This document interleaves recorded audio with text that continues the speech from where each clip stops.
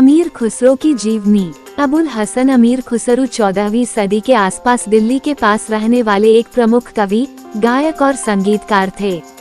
खुसरो को हिंदुस्तानी खड़ी बोली का पहला लोकप्रिय कवि माना जाता है, किसके द्वारा वे अपनी पहेलियों और मुकरियों के लिए जाने जाते हैं। सबसे पहले उन्हीं ने अपनी भाषा को हिंदवी का उल्लेख किया था। वे फारसी के कवि भी थे। उनको दिल्ली सल्तनत का आश्रय मिला हुआ था। उनके ग्रंथों की सूची लंबी है, साथ ही इनका इतिहास स्रोत रूप में महत्व है। मध्य एशिया की लाचन जाति के तुर्क सैफुद्दीन के पुत्र अमीर खुसरो का जन्म सन 1253 ईस्वी में एटा उत्तर प्रदेश के पटियाली नामक कस्बे में हुआ था। लाचन जाति के तुर्क चंगेज खां के आक्रमणों से पीड़ित होकर बलवंत 1266 से 1286 के राज्यकाल में शरणार्थी के रूप में भारत में आ बसे थे। खुसरो की मां बलबन के युद्ध मंत्री इमादुल मुल्क की लड़की एक भारतीय मुसलमान महिला थी। 7 वर्ष की अवस्था में खुसरो के पिता का देहांत हो गया। किशोरावस्था में उन्होंने कविता लिखना प्रारंभ किया और 20 वर्ष के होते होते वे कवि के रूप में प्रसिद्ध हो गए। खुसरो में व्यवहारिक बुद्धि की कमी नहीं थी। सामाजिक जीवन की खुसरो ने कभी अवहेलना नहीं की। खुसरो ने अपना सारा जीवन राजाश्रय में ही बिताया। राजदरबार में रहते हुए भी खुसरो हमेशा कवि, कलाकार, संगीतज्ञ और सैनिक बने रहे। अमीर खुसरो की मां दौलत नाज हिंदू राजपूत थी। ये दिल्ली के एक रईस अमी इमादुल मुल्क की पुत्री थी। अमी इमादुल मुल्क बादशाह बलबन के युद्ध मंत्री थे। ये राजनीतिक दबाव के कारण नए नए मुसलमान बने थे। इस्लाम धर्म ग्रहण करने के बावजूद इनके घर में सारे रीति रिवाज हिंदुओं के थे। खुसरो के ननिहाल में गाने बजाने और संगीत का माहौल था। खुसरो के नाना को पान खाने का बेहद शौक था। इस पर बाद में खुसरो ने तंबोला नामक एक मसनवी भी लिखी। इस मिले जुले घराने एवं दो परंपराओं के मेल का असर किशोर खुसरो पर पड़ा। वे जीवन में कुछ अलग हटकर करना चाहते थे और वाकई ऐसा हुआ भी। खुसरो के श्याम वर्ण रईस नाना इमादुल मुल्क और पिता अमीर सैफुद्दीन दोनों ही चिश्तिया सूफी संप्रदाय के महान सूफी साधक एवं संत हजरत निजामुद्दीन औलिया उर्फ सुल्तानुल मशायख के भक्त अथवा मुरीद थे। उनके समस्त परिवार ने औलिया साहब से धर्म दीक्षा ली थी। उस समय खुसरो केवल 7 वर्ष के थे। 7 वर्ष की अवस्था में खुसरो के पिता का देहांत हो गया, किंतु खुसरो की शिक्षा दीक्षा में बाधा नहीं आई। अपने समय के दर्शन तथा विज्ञान में उन्होंने विद्वत्ता प्राप्त की, किंतु उनकी प्रतिभा बाल्यावस्था में ही काव्योन्मुख थी। किशोरावस्था में उन्होंने कविता लिखना प्रारंभ किया और 20 वर्ष के होते होते वे कवि के रूप में प्रसिद्ध हो गए। 3 भाइयों में अमीर खुसरो सबसे अधिक तीव्र बुद्धि वाले थे। अपने ग्रंथ गुर्रतुल कमाल की भूमिका में अमीर खुसरो ने अपने पिता को उम्मी अर्थात अनपढ़ कहा है, लेकिन अमीर सैफुद्दीन ने अपने सुपुत्र अमीर खुसरो की शिक्षा दीक्षा का बहुत ही अच्छा प्रबंध किया था। अमीर खुसरो की प्राथमिक शिक्षा एक मकतब मदरसा में हुई। अमीर खुसरो का लेखन बेहद ही सुंदर था।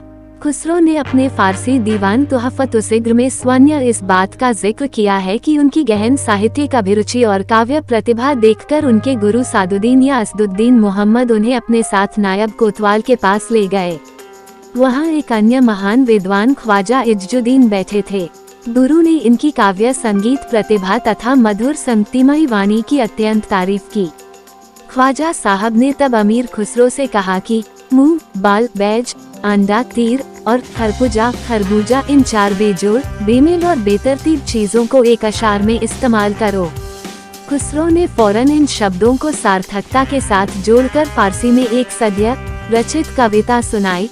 हर मुए की दर 2 जोड़ 5 सनमस्त, सद बैजे अम्री बराम हुए जमास्त, छू तीर मदान रास्त दिलशराजीरा, छू खरपुजा ददांश मियाने शिकमस्त।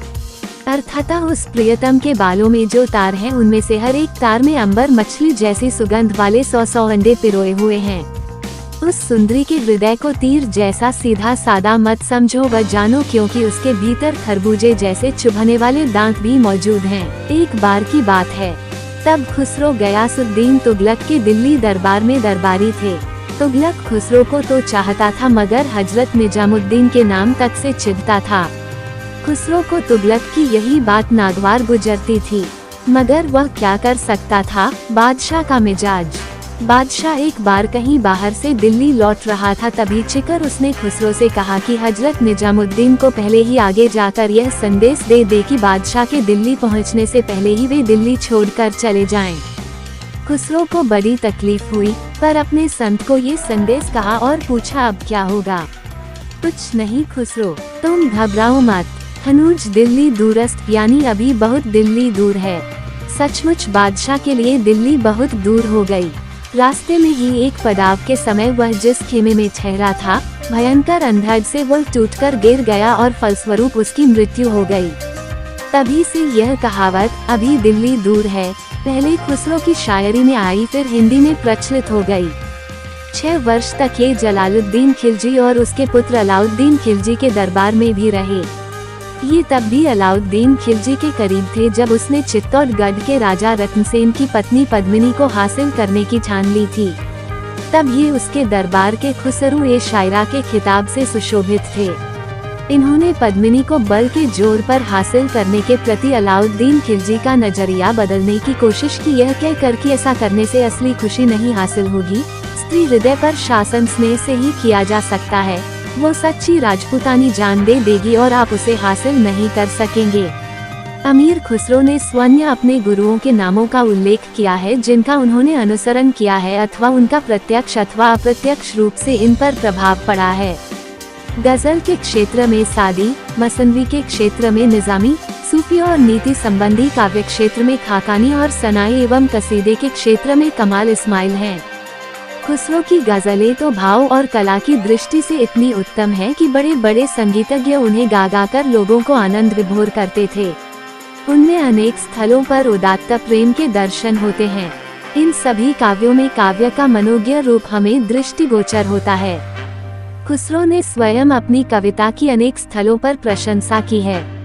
वे अपने दीवान गुर्रतुल कमाल 693 हिजरी सन 1293 तीसरा दीवान 34 से 43 वर्ष सबसे बड़ा दीवान, इसकी भूमिका काफी बड़ी एवं विस्तृत है।